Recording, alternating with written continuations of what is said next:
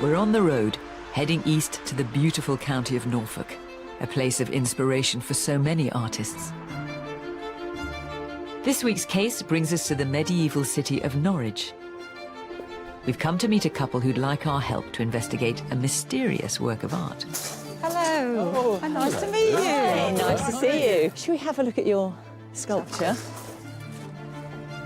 Neil and Barbara Betts have invited us to see a curious sculpture they've owned for over 20 years. They hope it might be an undiscovered masterpiece. This is Henry. Henry? And why is he called Henry? Well, we have a very dear art historian friend, and she remarked that he was very much like a Henry Moore sculpture. So from then, he became Henry. Gosh, well, wouldn't it be wonderful to add more to the name Henry? Because Henry Moore is one of the leading sculptors of the 20th century, influential, much collected, and you have an intriguing-looking object here that has some of the characteristics of this great man. Henry Moore is one of the biggest names in the history of art in 1987, when Neil and Barbara's former neighbours asked for help to clear their garden at a place called Mergate Hall. I went there with the strimmer and I kept catching certain items, and then eventually I came across this. What, you just sort of hit him with a strimmer? Yeah, hit him with a strimmer. And so we got the wheelbarrow out, put him in and took him to the house, and that's where he stayed as a doorstop for years. As a doorstop? As a doorstop. Henry stayed at Mergate Hall until their neighbour, Mr. Williams, passed away. Mrs. Williams moved to a nearby barn conversion, and Neil and Barbara cared for her until her death in 2000. They had no idea what was in store for them. I got a phone call from the executors and said, Mrs. Williams has left you the barn and everything in it. So she left you her entire home and contents? Yeah. Wow, but it speaks volumes about what your relationship with her was. I mean, that's so touching that she obviously felt... Yes. What, did she feel you were like family to her? Well, she actually told the staff, or the nurses and everything, that I was her son, that she never had. Oh, that's lovely. It was a big shock, as you can imagine. So that was how Henry came to us. Henry was there. So Henry came to live with you, and then what did you do with him? Well, we had a water feature in the garden, so I decided to put a pipe up his back to the top of his head, and water would flow over it, and he was there in the garden for quite some time. And I did actually look into melting him down as well. Shame on you, shame on you. It's all coming out now. I'm sorry to say that, but I did. Oh, my God. I weighed him and worked out how much he might be worth. I think it was £50. £50, yeah. Well, I hope you rue the day that you considered melting this down, because I reckon that is a first, isn't it? We're off to a promising start because Henry has already caught the interest of the Henry Moore Foundation. We sent all the photographs and any data that I got on it, sent them through to them, and they came straight back to us and said, it's very, very interesting, and would you like to put it to the panel? And that's a very significant step forward, because the Henry Moore Foundation get hundreds of inquiries every year from people hoping they might have a genuine Henry Moore, but only about 30 or 40 get put through to the review panel, and that is the panel that decides whether or not it is a genuine Henry Moore or not. In the eyes of the art world, they have the Roman emperor's power to say yes, or no. And so what you want us to do now, then, is make the strongest possible case for the Henry Moore Foundation then to consider? Yes. Well, if we can prove that this is a one-off, not one of a series, but a unique object by a much-loved, highly regarded sculptor of the 20th century, we could be talking in excess of £500,000. Who knows? Could even be £1 million. Wow. Up to £1 million? That's extraordinary. Absolute shock. This is Henry, the doorstop. The water feature. The water feature. But as always, there's a flip side to this. So if it's not accepted as a Henry Moore, well, it might only be worth a couple of £1,000s. We say on Fake or Fortune, so often there's a lot at stake. But my God, there's a lot at stake with this one, isn't there? The difference between it being accepted as Henry Moore or not, is just massive. And it's also quite awe-inspiring to think that he could have been made by him. I think that's the bit that I find quite intriguing, is that he could have actually done that. Well, whether it is by Henry Moore or not, either way, it's a lot more than 50 quid if you've melted it down. Yeah. It's not my finest moment. The first stage of our investigation is to examine the physical evidence. I'm taking a closer look at the sculpture. On first setting eyes on this, the feeling I get is of presence, a feeling of power in a way, of going back to the dawn of time. You know, this is part bone, it's part fossil. It's trying to express something frightening, perhaps.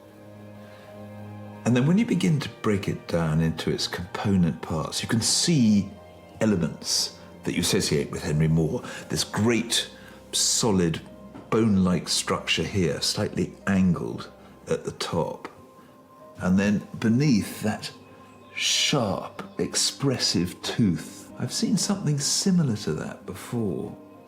And then a very Moorish touch, what looks like a hip bone. This rather gentle, rather beautiful hollow. There are elements which, although I haven't seen them put together in this way, are reminiscent of Henry Moore. One thing I find curious is its colour. Now, when I think of Henry Moore, it's bronze, it's that sort of browny, yellowy hue. And this is silvery. It's not the colour I associate with him. That needs to be explained. I have to say that it's really impressive. I find myself rather blown away by it. I'm keen to know what Neil and Barbara have managed to discover so far. So you found Henry with your strimmer Yes. in the grass at Mergate Hall. And have you managed to do any research into how it might have got there? Yes, I knew that the lady who owned the property before was a lady called Betty Jewson.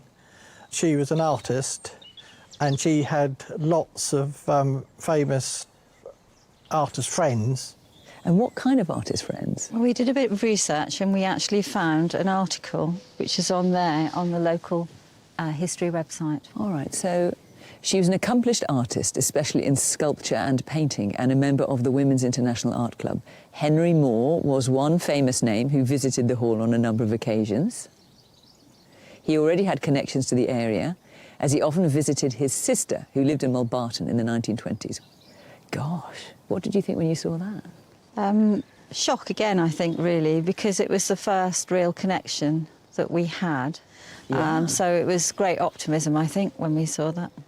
One thing that slightly rings alarm bells is it says she, Betty Jewson, was an accomplished artist, especially in sculpture and painting. Exactly. So that's got to raise a possibility that it's a sculpture by Betty Jewson and not by Henry Moore at all. Yes, exactly. That wouldn't be quite so good, would it? I mean, if it turns out that it is a Henry Moore, how will you feel about him? Can't even think like that. No, I can't think like that. It's just too big a thing to try and take in. Yeah, far too much. Yeah. Well, we'll see what we can find out. Thank you. Thank you. Can't wait. I've come to Perry Green in Hertfordshire on the trail of Henry Moore. This is where the artist lived and worked from 1940 until his death in 1986. Today it's home to the Henry Moore Foundation, which safeguards his legacy. The network of studios where his greatest masterpieces were conceived have been carefully preserved. And in the gardens, Moore's monumental bronzes are displayed in nature as he intended. There's no better place to gain an understanding of the great sculptor, to steal a glimpse into the creative workings of his mind. Surrounded by Moore's strange organic shapes and abstract forms, I want to see how Neil and Barbara's piece compares to these genuine works. And there's one colossal sculpture that I find particularly compelling.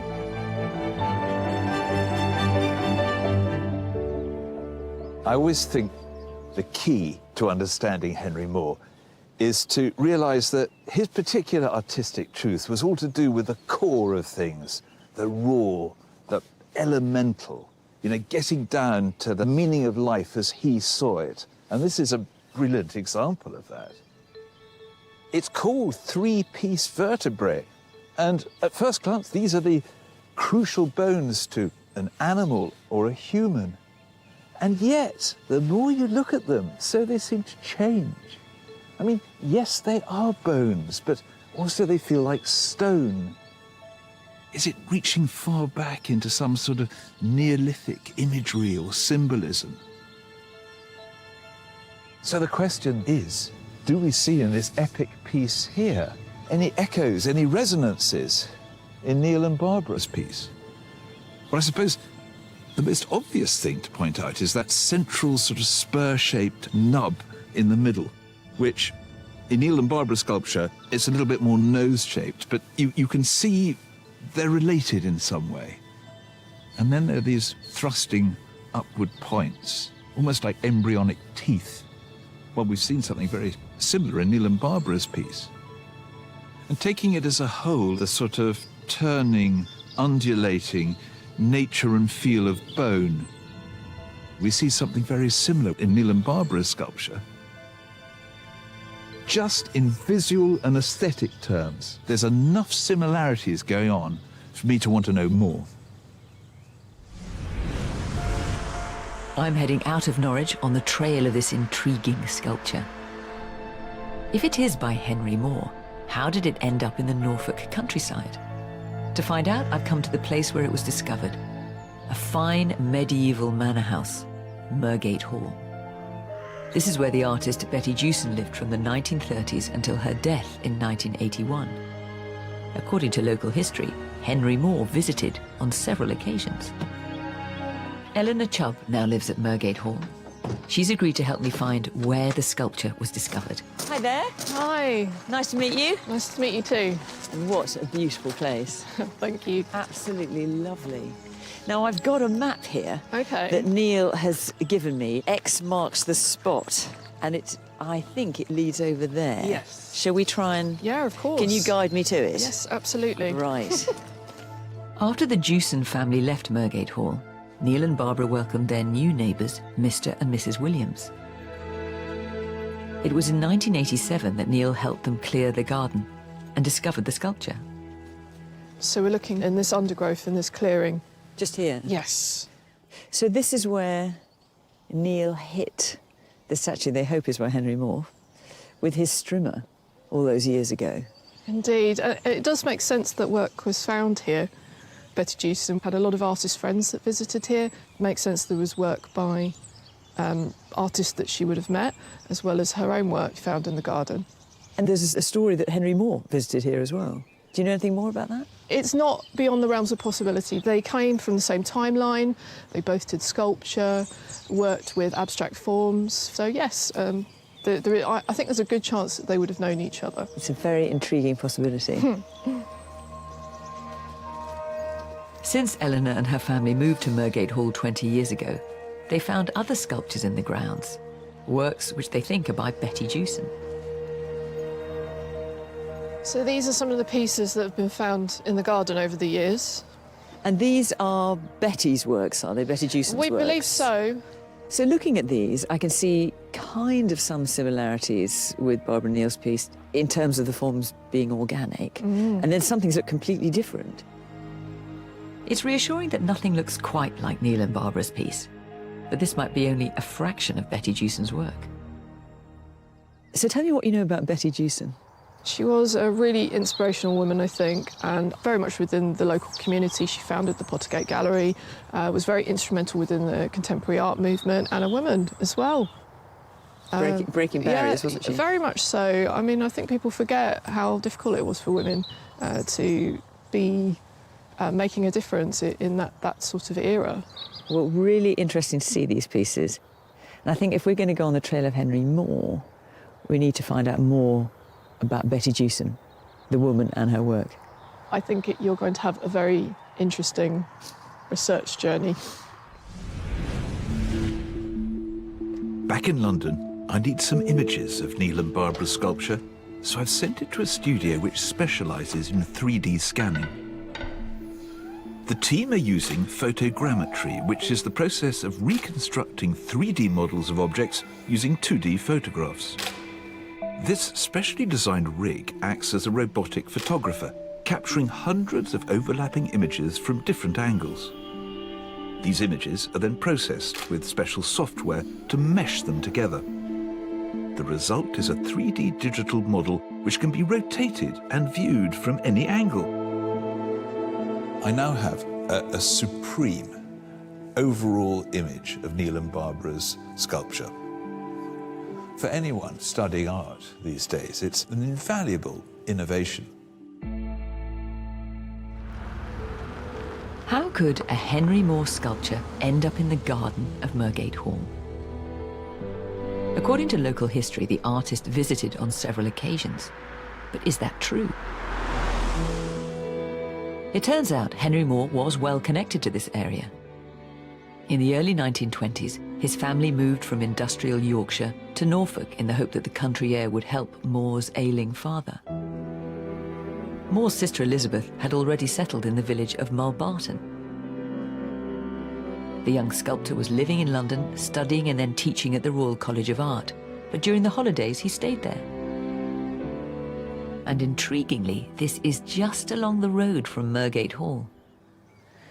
It's so fascinating to think that Henry Moore stayed here with his sister Elizabeth, who lived here with her husband in the old schoolhouse, and he was headmaster at the school just next door. And this is about, just a mile and a half from Mergate Hall. And I've got a letter here that he wrote when he was staying at the schoolhouse, written in 1927, and he describes his average day. It's a fascinating account. So he says, up about 9, begin carving about 10, carve for an hour, then stretch my legs, getting a pear or two off the pear tree, then do it again until 12:30. Lunch and reading the daily news until 2. He's got a whole routine going on here. Carve again till 4, after which a game of croquet.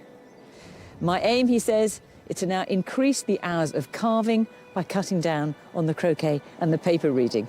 That's just a brilliant insight.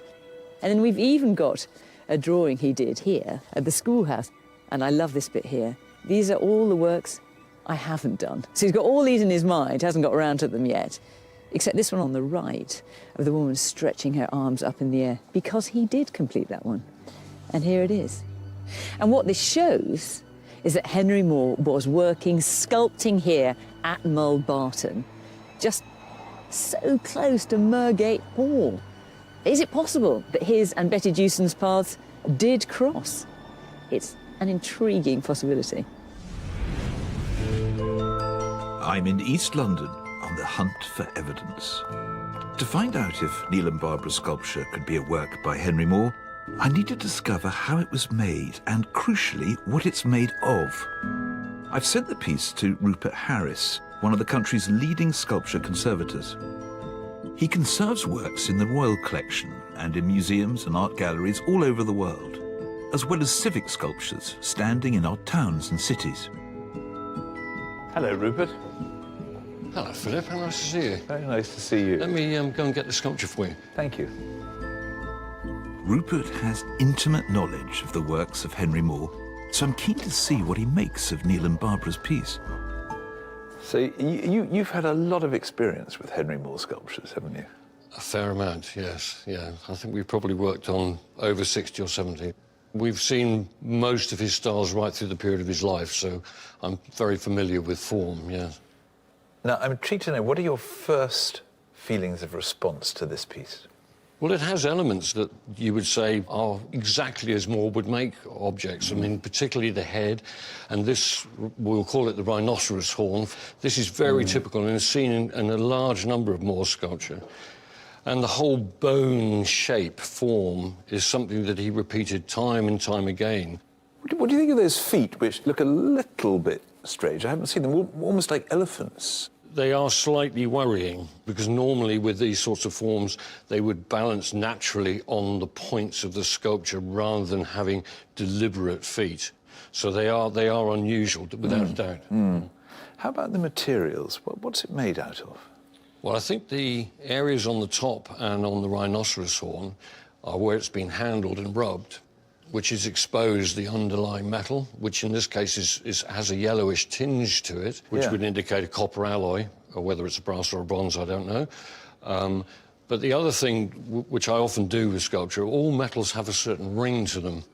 And so I would gently tap sculpture, and if I tap this, and in this case, it sounds very hard, quite bell-like, and it could easily be the sound you would expect from a bronze, rather like a bell.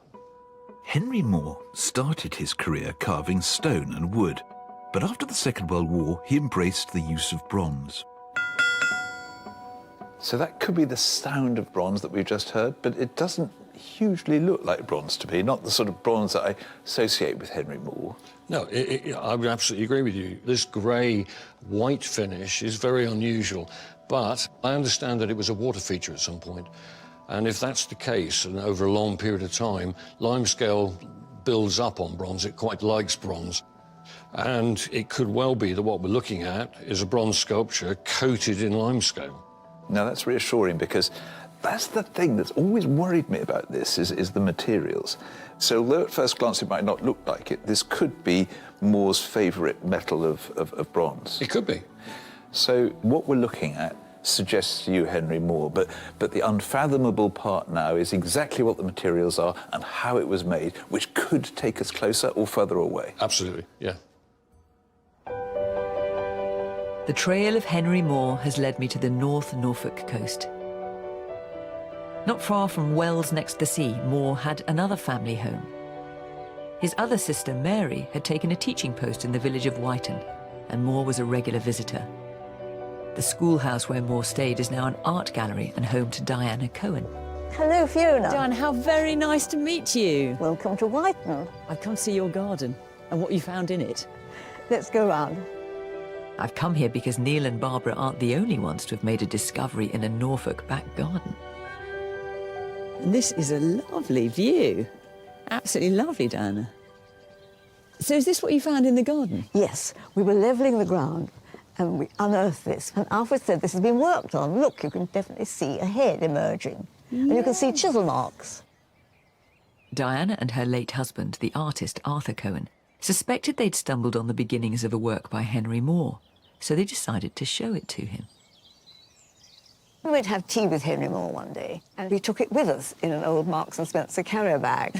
And he said, I remember doing that piece. He said, I broke my best chisel doing that, and I was so cross. He said, how kind of you to bring it back. Thank you so much. After we'd had tea, my husband said, what a lousy art dealer you are. You find a Henry Moore and you go and give it back to him. So you gave it back to him, and he remembered making it? He remembered making it, yes, yes. And then years later, we were going to put on a Henry Moore exhibition here at the schoolhouse, and we went down to select the pieces to his house at Much Hallam. And I told them about this piece, and we couldn't find it anywhere. We looked and looked and looked, and then my husband saw it being used as a doorstop. And he said, that is our piece, that is it. So we had that in the exhibition, and of course then, after that, they gave it back to me. And these chisels, are these Henry Moore's? Yes, we found them in the ground. The handles are rotted away, but there were 4 chisels we found. We've got some photographs, actually, of him here, very smartly in his bow tie. And always with a cigarette. Yes, as you can see there. And working away with this extraordinary view and being inspired by the landscape. And, of course, the ground is full of these stones which inspired him. He had a whole collection of them. Henry Moore said, there is in nature a limitless variety of shapes and rhythms. It was on his visits to Norfolk that he first began collecting flints, bones, and natural forms. Actually, when you think about particularly his monumental sculptures, you can see those shapes evolving out of these natural forms. Absolutely. And of course, this kind of flint is everywhere in Norfolk. Look, it's in the house. It's everywhere, in the buildings, everywhere. Every time you dig the ground, you find something.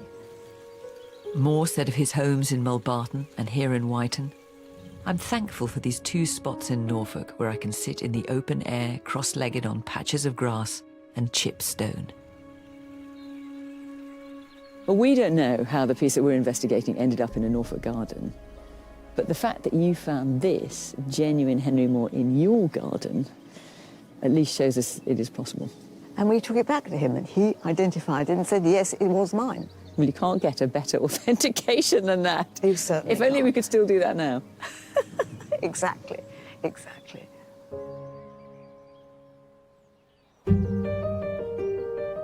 I'm returning to the Henry Moore Foundation to find out about Moore's working methods. Curator Dr. Hannah Hyam is going to show me where many of his ideas began. Hello, Hannah. Hello, Philip. Should we go in? Love to. This is Moore's maquette studio. It was his place of inspiration, where he surrounded himself with a myriad of shapes and textures.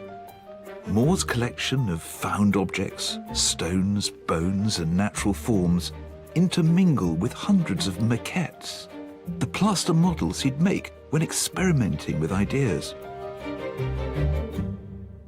It's such a privilege to be in a place like this, to be able to get into so great an artist's mind as this. Yeah, it's an incredible place, actually. From 1940 onwards, Henry Moore makes all of his sculpture, all of his monumental bronzes that have now become so iconic. They begin in the palm of his hand as one of these sketch models, these little studies, these sculptural studies. And the benefit he found of working in this way was that he could turn it round, he could see his idea from all angles. And he had this wonderful capacity to imagine something on a large scale, even though he was conceiving of it in this small form. And I can also see loads of found objects, natural objects as well. Yes, Henry Moore collected natural, organic objects throughout his life, be they pebbles on the beach or seashells, bones, both unearthed bones, but also even those from the Sunday roast pot, and of course flints from the nearby fields which he would pick up on his walks. And they line the shelves, intermingled in complete meritocracy, really, with his maquettes. And these were the things that inspired so many of his works, and he called this his library of natural forms. So how would he have gone about making a monumental work? Very, very often, these natural forms, these found objects, were the inspiration, they were the idea. So sometimes he would add plasticine or plaster to a stone or a bone, and they were experiments. They sometimes ended up being worked up, first at this size by Moore, then often with the help of his assistants to an intermediary size working model about sort of this sort of size. And then, of course, again, to form those monumental bronzes we're so familiar with. So this was really a kind of encyclopedia of Henry Moore's thoughts and experiments and creative processes over a course of a lifetime. The workshop of his mind. Absolutely. It's extraordinary to think that so many famous works by Moore have had their beginnings here. Hannah has given me some time to explore. There's so much here, so much to inspire Henry Moore. I mean, there's literal bone like this. I mean, there's a skull of a rhinoceros, I think, and whalebone. And then there are flints and shells and all sorts of things that you can imagine were the starting point for ideas that look as though they're almost changing into art as you look at them. And I'm particularly looking for anything that resonates with Neil and Barbara's sculpture. And there's one object there that looks particularly intriguing. I'd love to get a close look at it. I've asked Neil and Barbara to join me here at Perry Green. I've got something to show them that I hope might bring us closer to Henry Moore. Well, hi again. Hello. Hello. Hello, hello. So we're surrounded with all of the ideas, the thoughts of Henry Moore's sculptures to be. And amongst them all, there is this one that I'd like to show you. Oh, yes, it's got the same feeling about it. It has. It's got the shape. It's got the shape without the tooth part, but it's got the shape. It's fantastic.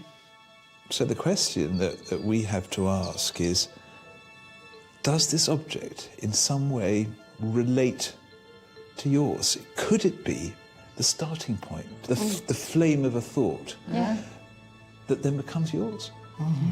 What thought? What a thought. What a thought. What a thought. It is quite amazing, really it is, to think that that could have become that. Makes it all seem a bit more real. Yeah, it does. Well, we still have an awful lot more to try and Yes, prove. I'm sure. And I feel that in this sort of big task ahead of us, this is a foothold. Definitely. Are you all right? It's quite surreal, isn't it? Just ask you to pinch me. It's very exciting, Philip. Fantastic.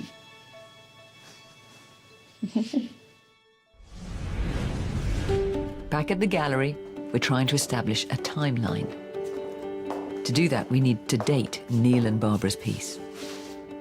So if Neil and Barbara's sculpture is by Henry Moore, we've got to work out how it fits into his body of work. And if we can put a date on it, we'll be able to work out when Betty Jewson might have acquired it. Well, I've been looking at Henry Moore's catalogue raisonné. Look at this. This is from 1940, and intriguingly, it's called Pointed Form, a drawing for a metal sculpture. I mean, there's absolutely no question about it. There's a real resonance in this sculpture of images like that, you know, the points and the hollows. Well, if you think that about that, have a look at this. There's a whole series of them, again, from 1940. Yeah. And one of them was, in fact, made into a metal sculpture. Look at that very distinctive point. Again, this is 1940. But then, from the same set of drawings, one didn't become a sculpture until nearly 30 years later, in 1968. Yeah, but I suppose that's not altogether surprising, because we do know that Henry Moore would return to his earlier dreams and thoughts, and they would sort of erupt later in his career. Well, a whole series of them erupted, because look at all these. Again, these are all late 60s, all with these distinctive points. And that raises the question, if Barbara Neal's piece is by Henry Moore, is it from 1940, thereabouts, or from the late 1960s? Well, it could, of course, be 1940s, but it also has, I don't know, a slightly later feel to it. It feels that it dates from the late 60s, when all of these points were pushing up through his art. But that does concern me slightly, because if Henry Moore, let's say he gave a sculpture to Betty Jewson in the late 60s, he was a renowned international superstar at this point. So how did it end up in the garden? Yeah, it does feel a bit odd, doesn't it? Have you managed to establish any more about the link between Henry Moore and Betty Jewson? Well, we've still got that story, that sort of local folklore, that Henry Moore visited Betty Jewson at Mergate Hall, but I need to try and find some evidence for that, work out if it's true. And then we've still got this thing that is nagging away at me slightly, that Betty Jewson herself was a sculptor. Yeah, and I have to say that's been in the back of my mind also. But do we have a clearer idea of what her sculpture looked like? Well, I've seen some, also in the garden, and they don't look anything like the sculpture that we're looking at, but I need to see more. To find out more about Betty Jewson's work, I've come to Goldsmiths at the University of London. We know that Betty was a member of the Women's International Art Club, so I'm meeting Una Richmond, who's extensively researched the group. See you. Hello, welcome. Thank you very much. Their archives are held here in the Women's Art Library.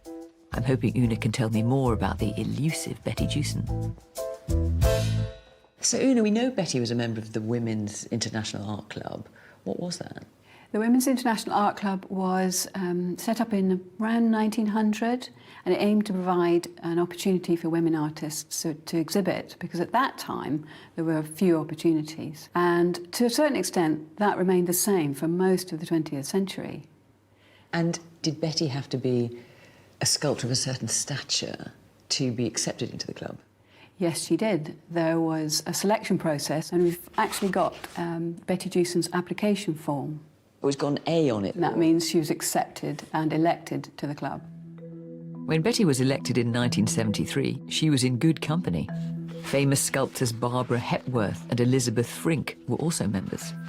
A year later, Betty was part of a Women's International Art Club exhibition in London.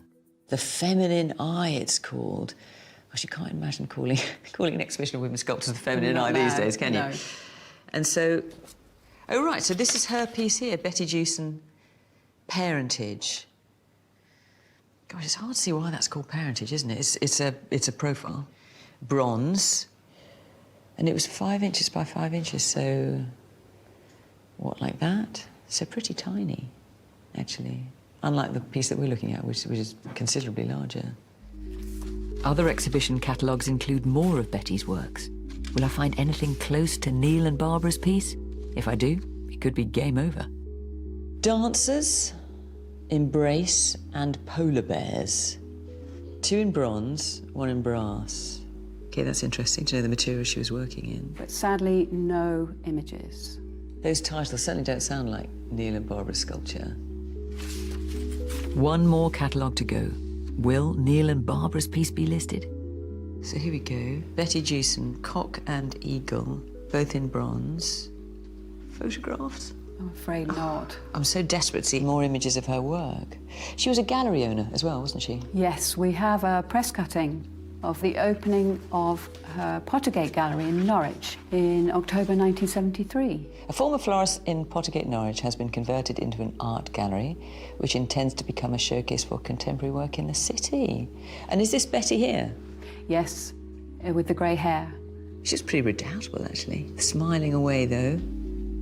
Betty exhibited her own work at her gallery, and she caught the notice of the Art Review magazine. The sculptures of Betty Jewson are small, competent pieces in bronze and aluminium, and show an individual approach, particularly in the interpretation of the horse and rider theme. Horse and rider theme? I mean, that doesn't sound like our sculpture either, like Neil and Barbara's piece. Any more pictures, any further this trail goes? I'm afraid not. I need to see more images of her work if I'm going to try and establish whether there's any chance that she could be the one responsible for Neil and Barbara's sculpture. Derby is our next stop on the trail of Neil and Barbara's sculpture. We need to examine the work forensically, so Rupert and I are heading to a materials testing lab. The facility is equipped with all manner of machines and devices designed to analyse different metals. To determine whether the work is by Henry Moore, we need to find out how it was made and, crucially, what it's made of. First, we're using an industrial X-ray to look through the sculpture. This should give us some indication of how Neil and Barbara's piece was constructed. But will it be in keeping with Moore's techniques? Well, well, well, this is a surprise. Looking at this X-ray, this is a solid casting. The reason I know that is that where you have density, high density, you have the white. And normally with a hollow bronze, you would have a cavity inside here, which there isn't in this case. You see, that's a surprise to me because when you tapped it earlier, it sounded hollow. That sounds hollow, but clearly, judging by the X-ray, it is not.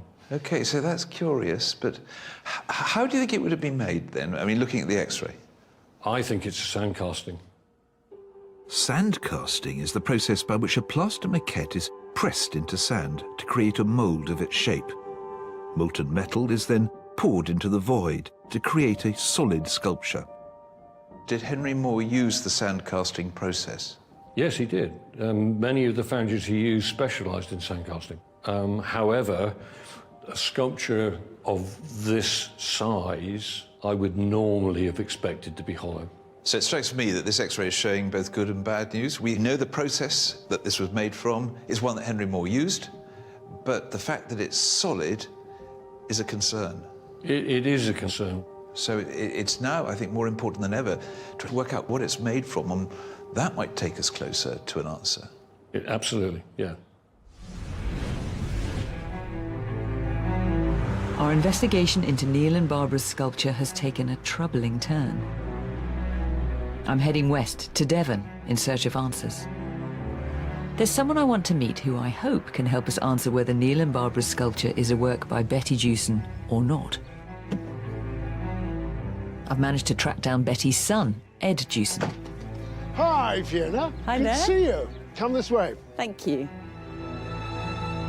Ed has several of his mother's works on display in his home and garden.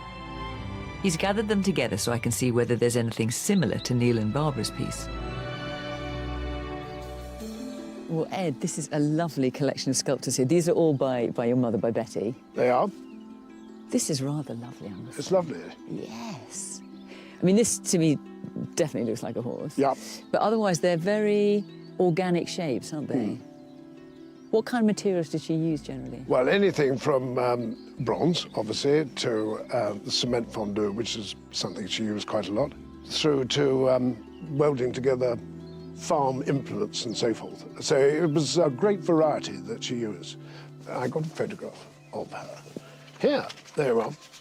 Oh, look at that. There she is, and that was taken in the mid-70s. Right, when she was sculpting. Yeah. And what was Betty like as a character? Character's a good word. She was quite a character and was much loved by all. She had a great laugh, she had a wild sense of humour, and lived life to the full. I'd like to have met her. She sounds great. I wish you had. We miss her terribly. Let me show you a picture of the sculpture that we are looking at. This is it here. Now, do you recognise it's one of your mother's works? No, I haven't seen it before. Well, they're hoping it's by Henry Moore, so that's good news for Neil and Barbara. I mean, that's very good news, actually. And do you look at this and think it could have been one of your mother's? Well, it's always possible. She was a great follower of Henry Moore and really liked the way he sculpted. Because this was found in the long grass at your former home where you grew up at Mergate Hall, hit by a strimmer. Wow. Bother, if it is by Henry Moore, dear, oh dear. I thought I'd cleared them all up, but obviously I've missed that one. Let me ask you about another important connection. There's sort of local folklore, if you like, that Henry Moore visited your home, Betty's home, on a number of occasions. Do you remember Henry Moore coming to the house? No, I don't, I'm afraid. OK, so that's less good news. What about, I'm thinking, given that your mother was a sculptor and had trained as an artist, and she opened a gallery, of course, the Pottergate Gallery in Norwich, did she move in the kind of artistic circles where she might have met Henry Moore that way? Well, she could have done. I mean, she was a great friend of Augustus John, and I think there's some connection between Augustus John and Henry Moore. That's the renowned painter, Augustus John. And in fact, he drew several portraits of my mother, and that's one of them.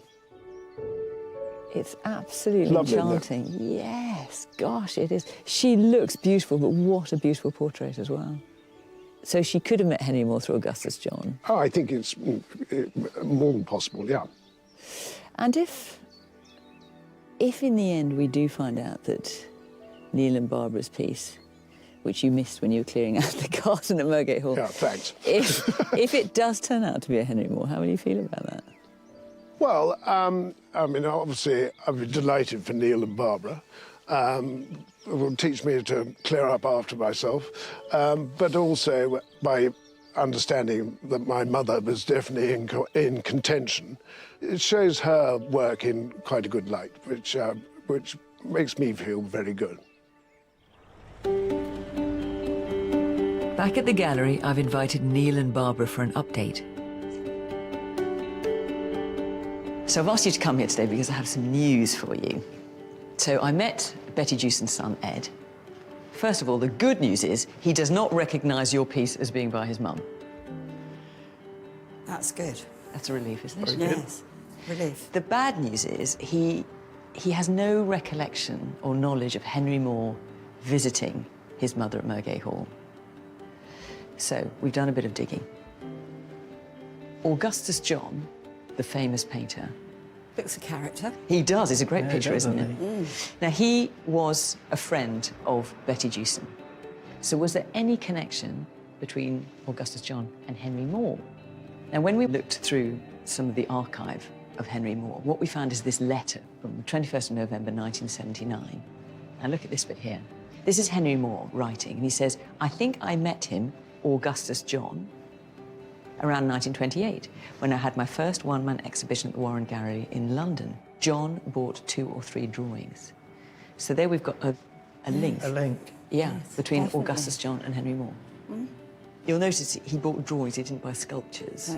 Because I was thinking, is it possible that Augustus John bought a sculpture? He knew Yes. Betty Jewson, did he give it Betty Jewson? Yes. Yeah. Yeah. I can't make that connection. No. Okay.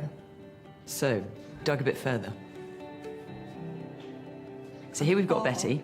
It's a great picture as well, isn't it? Lovely lady. Brings back a few memories. Yeah, it does. Amazing lady. Remember she had the Pottergate Gallery in Yes. Norwich? So here she is, looking very different. Oh my goodness. Now, this character here, this is Bernard Reynolds, the sculptor.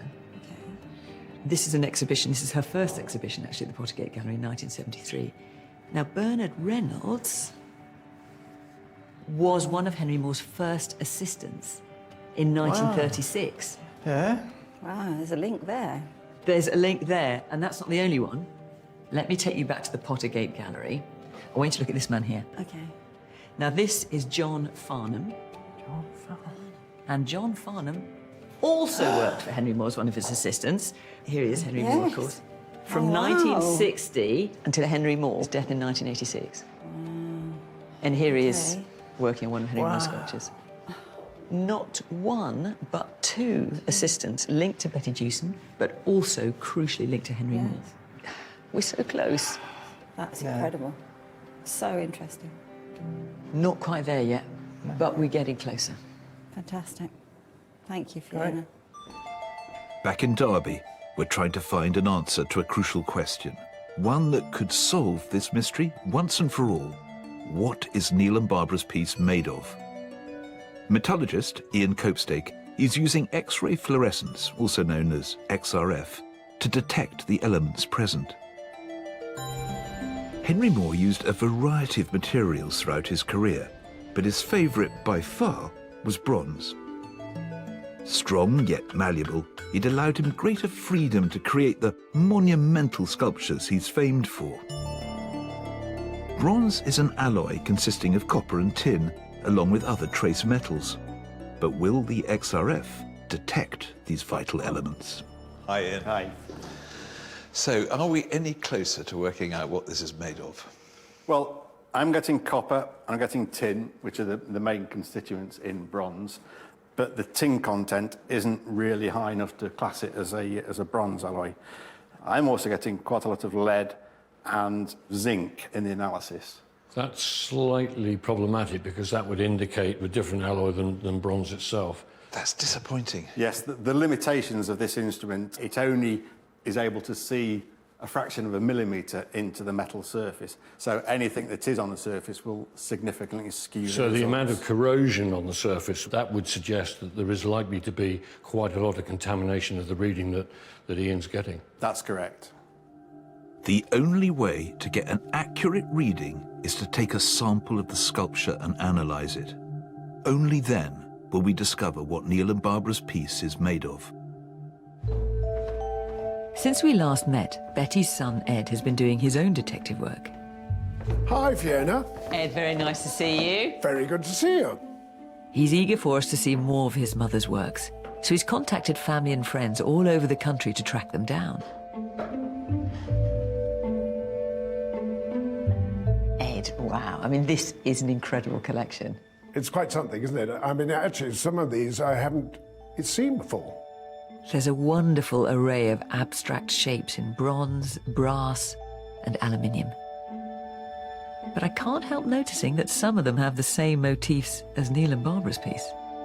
Now, looking at these, the point in the centre, and looking at Neil and Barbara's, look at the point there. There's definite similarity, isn't there? Well, there is, but also, I've looked at drawings by Henry Moore in his studio, and this is the kind of thing that Henry Moore was doing. So it's very much a motif of Henry Moore as well. OK. I can't help but be drawn to these two beside me. So this is the plaster maquette, and then this is the bronze here. So look, let's look again at Barbara and Neil's. Now, think about that knobbly sort of head, if you like. Can you see similarities there? Indeed. Very marked, yeah. But again, this is very much a motif of Henry Moore as well. Yeah. Two artists using the same motifs, one inspired by the other. Can we untangle who created Neil and Barbara's piece? I'm going to put you on the spot now.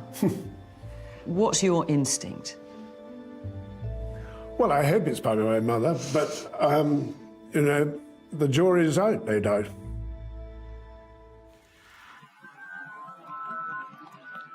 Back in Derby, Rupert and I are heading to a forensic engineering lab. It's equipped with a scanning electron microscope, which should reveal what Neil and Barbara's sculpture is made of. A small sample is placed in the chamber. Electrons interact with the sample, producing signals that can help identify the elements present. Rupert and I are waiting for forensic engineer Arthur Green to process the results.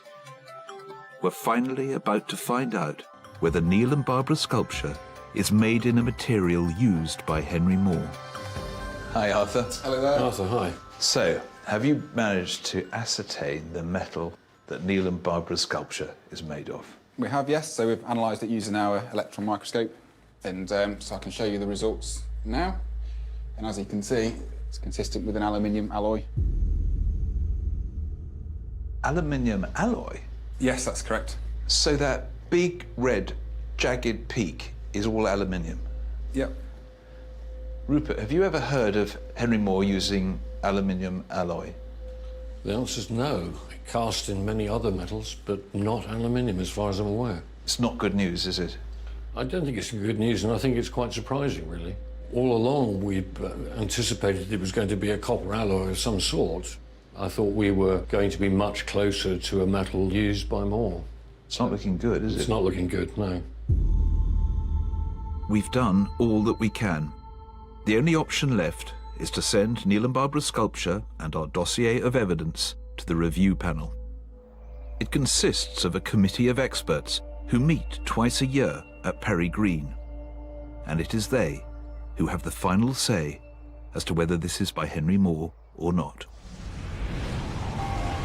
Back at the gallery, the verdict letter has arrived.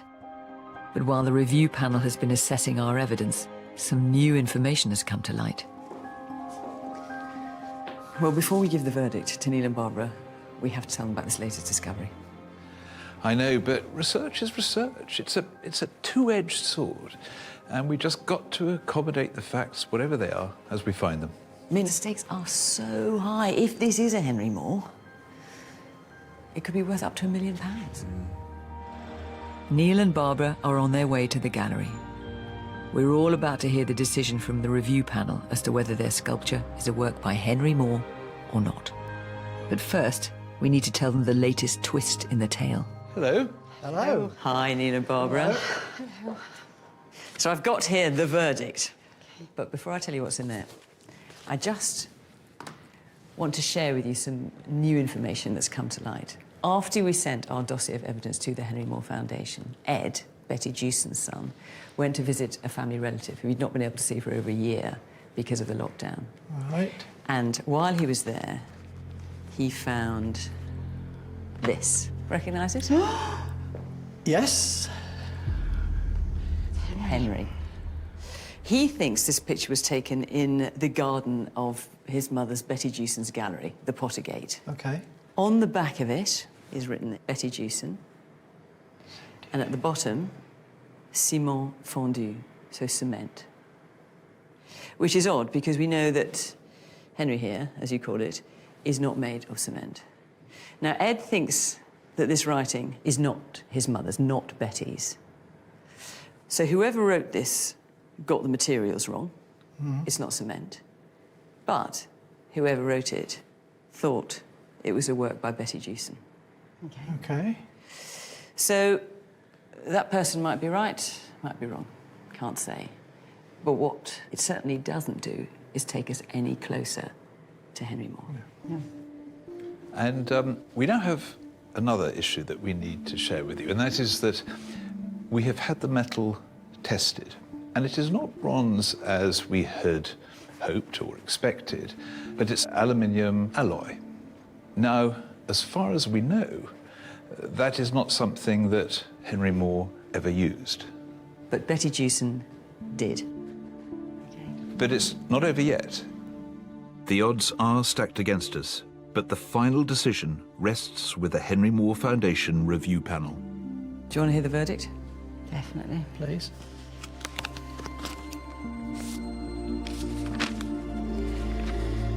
Dear Mr. and Mrs. Betts, unfortunately, the panel members are in agreement that the work is not by Henry Moore. I'm sorry not to bring more positive news, and I thank you for bringing this work to our attention.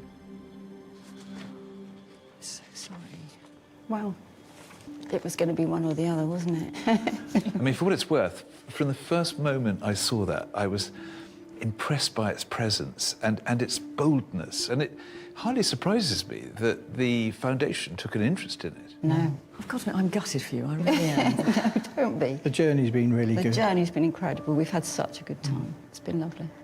He will go back to being a doorstop again and a treasured memory, really. And will you still call him Henry? Always. Yes. Definitely. He will always be Henry. I feel so sorry for Neil and Barbara. What a disappointment. And they really took it on the chin, didn't they? On the other hand, I really enjoyed getting to know Betty Jewson. She was clearly a remarkable woman and a serious talent. And also, it's a reminder of just what a colossal presence Henry Moore was in 20th century sculpture, and how he created a language that was so potent that it influenced generations of artists. If you think you have an undiscovered masterpiece or other precious object, contact us at bbc.co.uk/fakeorfortune. But it's not over yet. The odds are stacked against us, but the final decision rests with the Henry Moore Foundation review panel. Do you want to hear the verdict?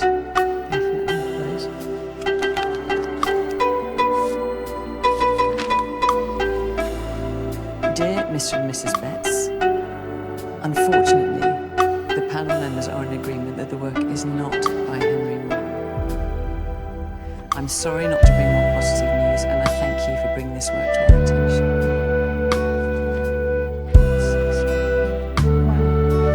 It was going to be one or the other, wasn't it? I mean, for what it's worth, from the first moment I saw that, I was impressed by its presence and its boldness, and it hardly surprises me that the foundation took an interest in it. No.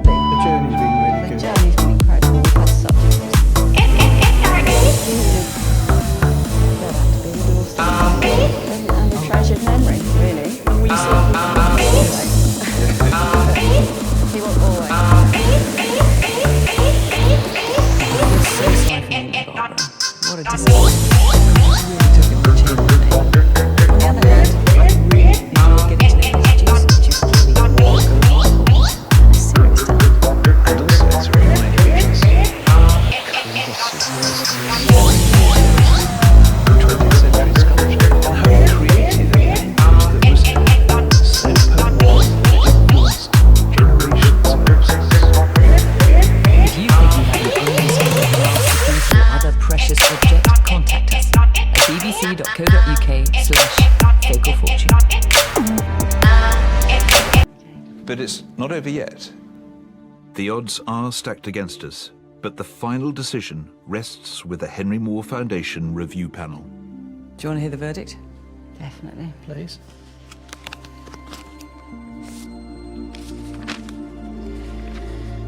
Dear Mr. and Mrs. Betts, unfortunately, the panel members are in agreement that the work is not by Henry Moore. I'm sorry not to bring more positive news, and I thank you for bringing this work to our attention. So sorry. Well, it was going to be one or the other, wasn't it? I mean, for what it's worth, from the first moment I saw that, I was impressed by its presence and its boldness, and it hardly surprises me that the foundation took an interest in it. No. Of course, I'm gutted for you, I really am. No, don't be. The journey's been really The good. journey's been incredible. We've had such a good time. It's been lovely. He will go back to being a doorstop again and a treasured memory, really. And will you still call him Henry? Always. Definitely. He will always be Henry. I feel so sorry for Neil and Barbara. What a disappointment. And they really took it on the chin, didn't they? On the other hand, I really enjoyed getting to know Betty Jewson. She was clearly a remarkable woman and a serious talent. And also, it's a reminder of just what a colossal presence Henry Moore was in 20th century sculpture, and how he created a language that was so potent that it influenced generations of artists. If you think you have an undiscovered masterpiece or other precious object, contact us at bbc.co.uk/fakeorfortune.